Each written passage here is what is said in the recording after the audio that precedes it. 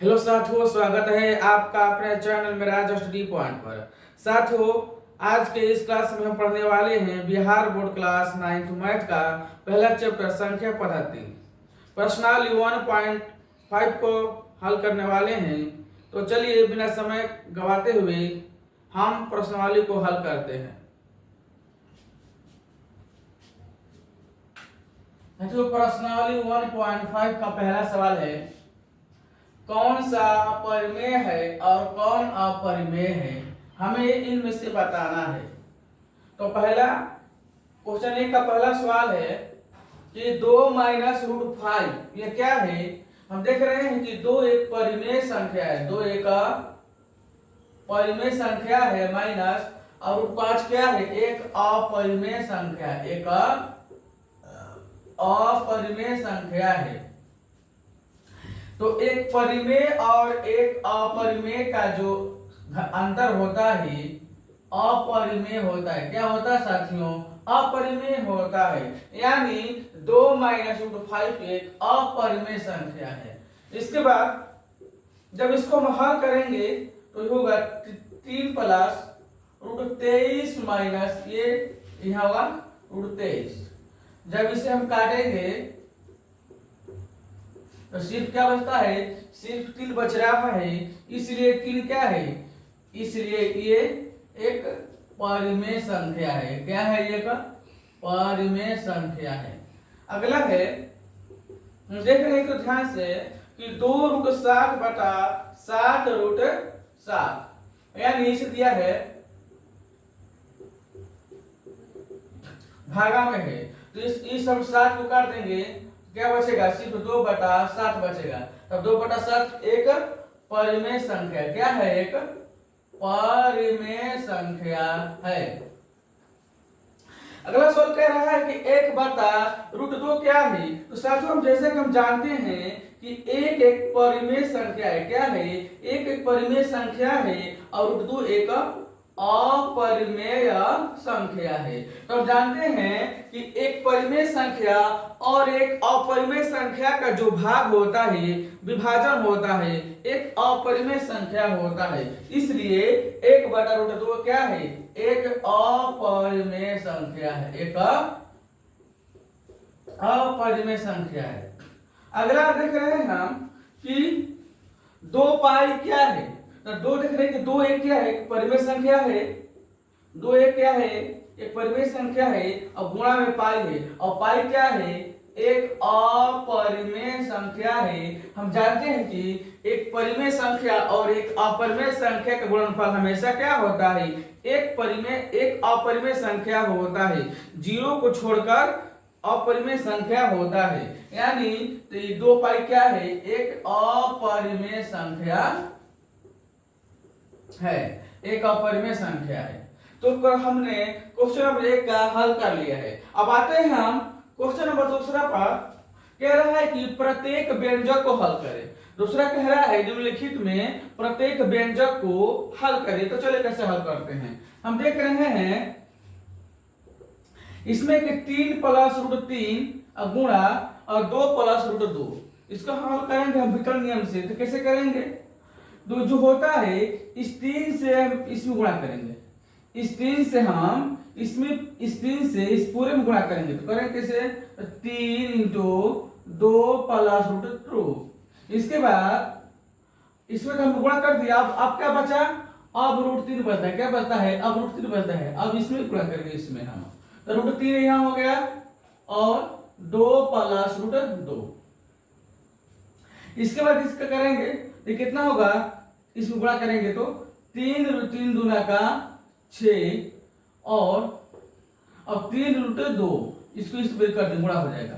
अब प्लस में अब देख रहे हैं कि इस रूट 3 है, 2 गुणा करने में क्या बनेगा 2 रूट 3 बनेगा।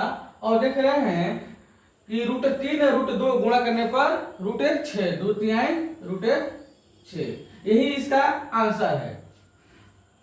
दूसरा सवाल है, देख रहे हैं कि ये a है और ये b है, a प्लस बी और a minus b, a plus b a minus B.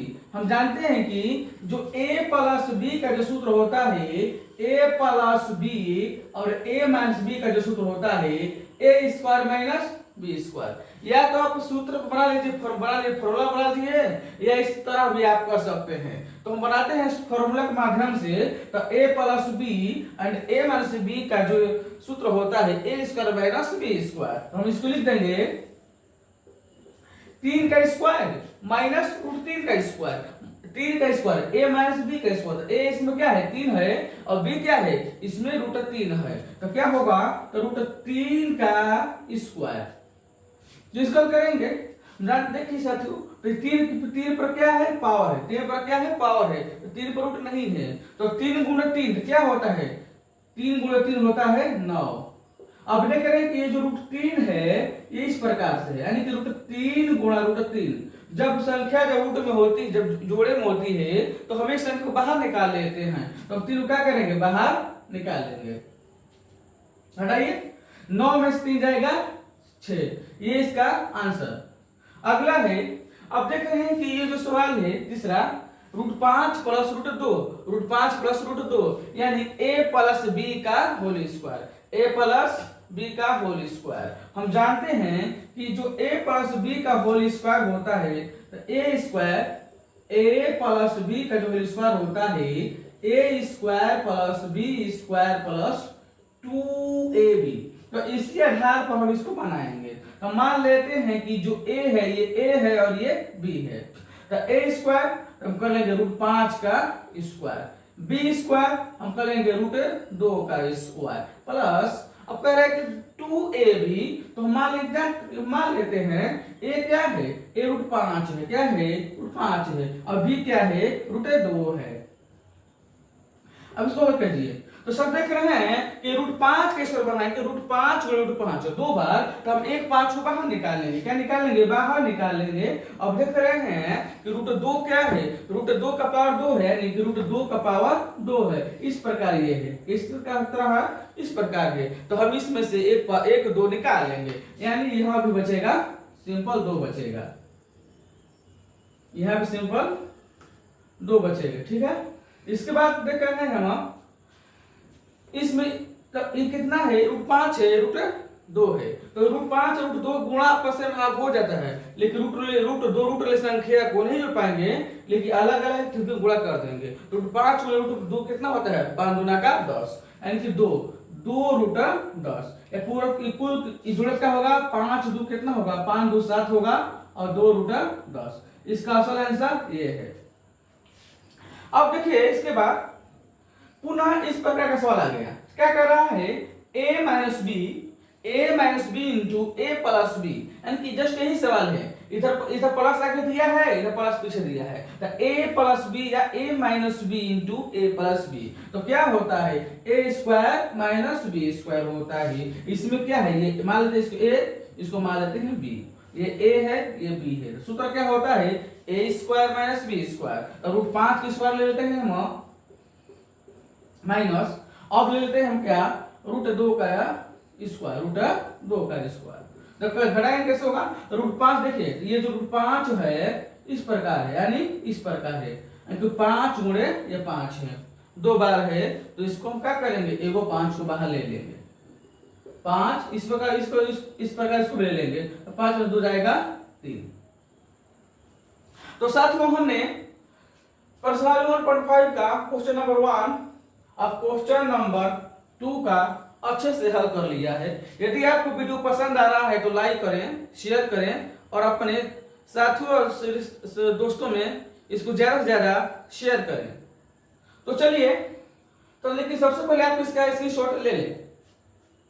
तो साथियों अब हम आते हैं क्वेश्चन नंबर 3 पर आते हैं। तो क्वेश्चन नंबर 3 क्या कहता है, तो पहले हम इसको सवाल पढ़ लेते हैं। क्या कह रहा है, आपको याद होगा कि पाई को एक वृत्त की परिधि और उसके व्यास को अनुपात में परिभाषित किया जाता है। यानी कि जो पाई होता है, पाई क्या होता है परिधि बटा व्यास होता है। पाई क्या होता है परिधि बटा व्यास होता है। तो क्वेश्चन कह रहा है कि हम तो जानते हैं कि पाई एक अपरिमेय संख्या है, लेकिन इसे हम p बाई क्यू के रूप में लिख पाए हैं। तो क्या ये इसमें अंतर्विरोध नहीं है कि एक अपरिमेय संख्या है, इसी कह रहा है। तो पाई बराबर c बटा d है, यह इस तथ्य का अंतर्विरोध प्रतीत होता है कि अपरिमेय है। इस अंतर्विरोध का आप निराकरण कैसे करेंगे?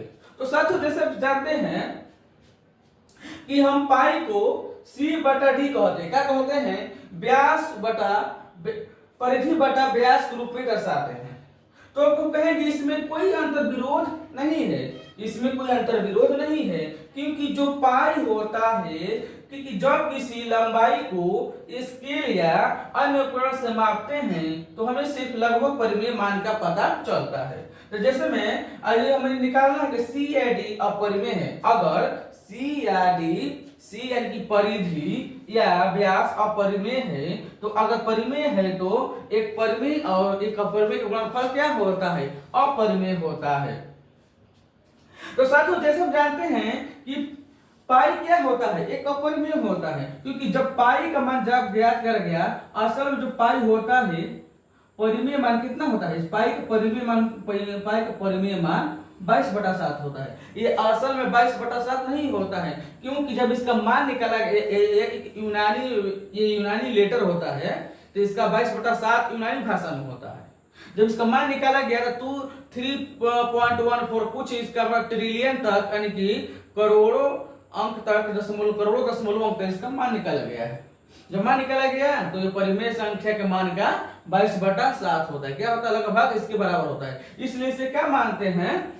इसलिए इसको हम परिमेय मानते हुए 22/7 के रूप में लिखते हैं। लेकिन ये असल में ये परिमेय संख्या नहीं है, ये असल परिमेय संख्या नहीं है। इसलिए कह रहे हैं कि अरे भाई इसको तो हम c बटा d के रूप में लिख रहे हैं, तो परिमेय काहे नहीं है? क्योंकि ये लगभग मान होता है, क्योंकि लगभग मान को हम अपरिमेय को हम परिमेय के रूप में, लगभग के रूप में लिख सकते हैं। यही इसका निराकरण है, इसमें कोई अंतर्विरोध नहीं है। तो साथियों हमने क्वेश्चन 1 to 3 को अच्छे से हल कर लिया। चौथा सवाल है कि संख्या रेखा पर √9.3 को संख्या रेखा पर दर्शाते हैं। तो साथियों अब हम चलते हैं क्वेश्चन नंबर 4 पर। क्वेश्चन नंबर चौथा है कि संख्या रेखा पर √9.3 को दर्शाइए। यानी साथियों यदि आप इस प्रक्रिया को समझ जाते हैं तो आप किसी भी रूट वाली संख्या को इस नियम से दर्शा सकते हैं, जैसे कि √5, √10, और जैसे √5.3 इत्यादि। जो भी रूट की संख्या दिया हो ना, तो आप इसको इस नियम के माध्यम से क्या कर सकते हैं? दर्शा सकते हैं। तो चलिए कैसे दर्शाते हैं इसको हम समझते हैं। तो क्या कह रहा है कि किसे दर्शाना है? हमें √9.3 को संख्या रेखा पर दर्शाना है। तो किसी भी संख्या को दर्शाना है तो सबसे पहले हम एक रेखा खींचते हैं। तो रेखाखंड खींचते हैं। हम मान लेते हैं कि AB बराबर कितना है? AB बराबर 9.3 है। AB बराबर 9.3 इकाई। जितना दिया है हम उसे खींच लेंगे, 9.3 इकाई। तो हम क्या करते हैं? एक मान लेते हैं। मान लीजिए ये क्या है? ये एक रेखाखंड है जो AB है। क्या है? एक प्रकार से ये AB है, और इसमें हमने AB मान लिया। जब जितना दिया हो तो उतना में रेखाखंड खींच लेते हैं। तो फिर कह रहा है कि फिर हम एक अपना से खुद से लेंगे। मान लेते हैं हम एक BC बढ़ाकर यहाँ ले लेते हैं। तो हम लिख देंगे यहाँ BC बराबर 1 इकाई। BC बराबर 1 इकाई। तो कुल मिलाकर एक AC बन गया। क्या बन गया? एक AC रेखाखंड बन गया। AC एक रेखाखंड बन गया। यानी ये A से लेकर B तक 9.3, A से लेकर B तक 9.3 और BC को लेकर 1 इकाई। तो पूरा कितना हो गया? 10.3 इकाई। तो अब हमें क्या करना है? AC को क्या करना है? लंब AC को समद्विभाजित क्या करना है? समद्विभाजित करना है। हमें इसका मध्य बिंदु प्राप्त करना होगा। तो कैसे करेंगे? देख रहे हैं कि हम ऐसे ही करना है, ये इसका छोर ए है, इसका छोर ये है, तो हम इसको माप लेंगे। और जैसे भी 10.3 है तो हम यहाँ पर एक प्रकार की नोक रखेंगे, प्रकार की नोक पेंसिल लगाकर यहाँ हम लंगड़ा वाला जिसे बोलते हैं इसको क्या करेंगे, यहाँ तक लगा लेंगे। ये 10.3 है ना, तो 10.3 का आधा लगभग 5 पॉइंट कुछ होगा, तो हम उससे आधा से अधिक ले लें। जैसे में यदि मान लीजिए हम ये प्रकार के नोक लगाते हैं तो यहाँ तक लगभग जाएगा, तो आधा से अधिक होगा, तो इधर से इस प्रकार से हम काट लेंगे। मानो कि इधर से काट लेते हैं इसको, फिर इधर से भी आधा से अधिक लेकर इसको भी क्या करेंगे, इसे काट लेंगे। और इसी प्रकार जितना इधर लिए है ना उतना इधर भी लेंगे, तो इस प्रकार हम इसको नीचे से काट लेते हैं और उधर से भी इसको माप पर क्या कर लेंगे, काट लेंगे। तो मान लेते हैं ये जो यहाँ गुजरता है, तो ये बीच कहाँ आता है, यहाँ कहाँ आता है, यहाँ आता है। तो मान इसका मध्य बिंदु क्या हो गया, ये हो गया, इसका मध्य बिंदु ये ओ हो गया। तो मान लेते हैं यानी कि AO बराबर क्या होगा, AO बराबर OC, AO बराबर यहाँ OC हो गया, AO बराबर OC। तो अब हम क्या करेंगे, हम एक अर्धवृत्त खींचेंगे। क्या खींचेंगे, हम एक अर्धवृत्त खींचेंगे। AO और OC क्या हो गया, इसको केंद्र मानते हुए हम एक अर्धवृत्त खींचते हैं। तो OA को हम क्या मान लेते हैं, OH है, OC को मान लेते हैं त्रिज्या। क्या मान लेते हैं, त्रिज्या मानते हुए खींचते हैं। तो आपको पता होगा कि जब हम किसी केंद्र से वृत्त खींचते हैं तो यहाँ मान यहाँ इस प्रकार से रखेंगे और यहाँ पेंसिल के यहाँ प्रकार के नोक रखेंगे और पेंसिल के नोक रखेंगे और इसको इतना मापते यहाँ तक मापते हुए इसको इस प्रकार से यहाँ क्या करेंगे, यहाँ ले जाएंगे। तो ये कहाँ गिरेगा, तो ये गिरेगा, तो मान लीजिए ये है, तो ये कहाँ जाके गिरेगा, AC पर जाके पूरा यहाँ जब लेंगे ना इसको तो ये मापेंगे, तो ये लगभग ऐसे एक वृत्त बनेगा, ठीक है, ऐसे एक वृत्त बनेगा, ठीक है। इसके बाद अब इस बिंदु पर क्या करेंगे, इसके बाद हम इस बिंदु पर एक लंब खींचेंगे, इसकी तरफ सुधाई पे मान लीजिए खींचते हैं, यह हो गया, ये एक लंब हो गया। यही का है, यही है ये 9 पॉइंट रूट, यानी कि रूट 9.3 है। इसी को माप कर इसको हम करेंगे, इसको बढ़ा भी सकते हैं। तो इसी को माप कर क्या करेंगे, यहाँ से खींचेंगे, यानी कि इस प्रकार से यहाँ जाएगा। ये जहाँ गिरेगा यही हमारा होता है 9.3, रूट 9.3। तो साथियों आशा है कि आप ये समझ में आया होगा। तो मेरे चैनल को लाइक करें, सब्सक्राइब कीजिए। अगला सवाल है कि हरों का परिमेयीकरण कीजिए, यानी कि जो अपरिमेय संख्या होती है, जैसे ये सब दिया गया है, इनके नीचे क्या है, रूट वाली संख्या, यानी रूट हटाना है कि परिमेय के रूप में बदलना क्या कहलाता है, हरों को परिमेय के रूप में बदलना परिमेयीकरण कहलाता है। जैसे देखिए कैसे बदलते हैं।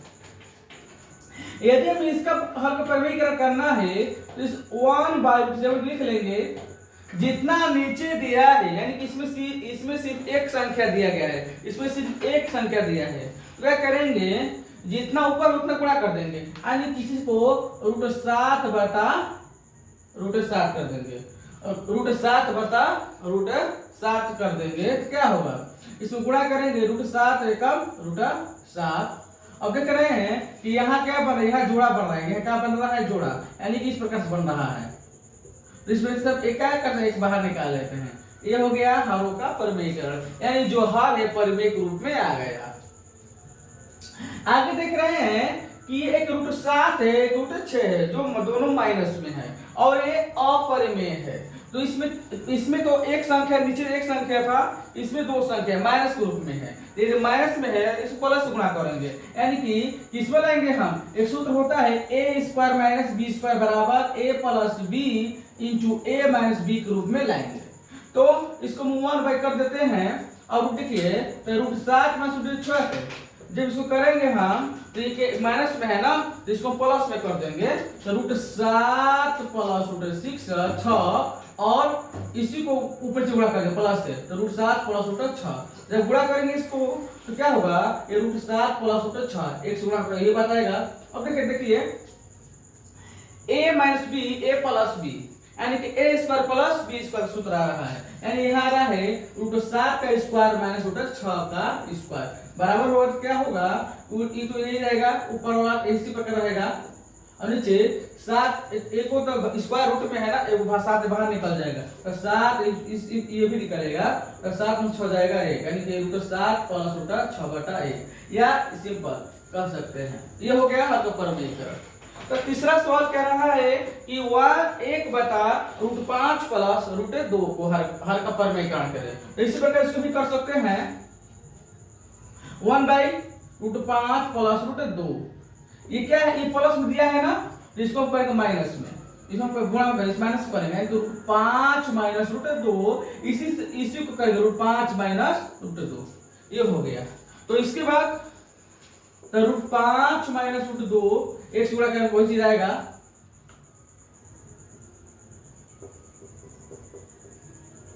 नीचे। अब a plus b a minus b गुणा में है, a plus b a minus b, यही सूत्र है, यानी क्या होगा, a square minus b square, तो √5 का स्क्वायर माइनस √2 का स्क्वायर। तो ये ऊपर वाला इसी प्रकार से रहेगा। देखिए √5 यहाँ 2 बाहर है, यानी कि स्क्वायर के रूप में है, 1 5 बाहर निकलेगा, तो 5 इसी प्रकार भी निकलेगा 2, तो कितना होगा, √5 माइनस √2 बटा में 5 2 जाएगा 3, यह का परमीकरण। अब लास्ट सवाल है इसका, 1/√7 माइनस √2 को हर का परमीकरण करना है, तो इसको भी कर देंगे 1/√7, ये किस माइनस को लिख लेंगे पहले, फिर करेंगे इसको, ये माइनस में है, a माइनस बी ये माइनस में है, तो इसको क्या करेंगे, प्लस से गुणा करेंगे, इसी को फिर बदल देंगे प्लस, √7 प्लस 2 नीचे √7 प्लस 2, इसी प्रकार, ठीक है। इसके बाद अब इसमें एक से गुणा करेंगे तो वही चीज आएगा, √7 प्लस √2 आएगा। अब क्या करेंगे, a minus b a plus b, ये सूत्र पर है, तो √7 का स्क्वायर और 2 का स्क्वायर, तो √7 प्लस 2, √7 एक बाहर 7 बाहर निकलेगा, ये 2 दूना का 4, तो क्या होगा पूरा √7 प्लस 2, 7 में से 4 जाएगा 3, यही है इसका हर का परमीकरण। तो साथियों उम्मीद है कि आपको ये वीडियो पसंद आया होगा। अगर आपको ये वीडियो पसंद आया है तो मेरे चैनल को सब्सक्राइब करें, लाइक करें, शेयर करें। अगर आपको किसी भी प्रकार की दिक्कत या डाउट है तो कमेंट बॉक्स में अपना शिकायत बताएं। साथियों यदि आप बिहार बोर्ड क्लास 10 का किसी भी सब्जेक्ट की अच्छी तैयारी करना चाहते हैं तो आप हमारे चैनल से जरूर जुड़े और इसे दूसरों दोस्तों में भी शेयर करें ताकि वो भी इसका फायदा उठा सके। तो चलिए चलते हैं, अब हम इसके अगले प्रश्नावली 1.6 को हल करेंगे और 1.6 के बाद आपका पूरा चैप्टर संख्या पद्धति अच्छे से क्या हो जाएगा, कंप्लीट हो जाएगा। तो चलिए मिलते हैं अगले क्लास में, तब तक के लिए बने रहिए हमारे साथ इमरान स्टडी पॉइंट के साथ। जय हिंद, जय भारत, इंकलाब जिंदाबाद।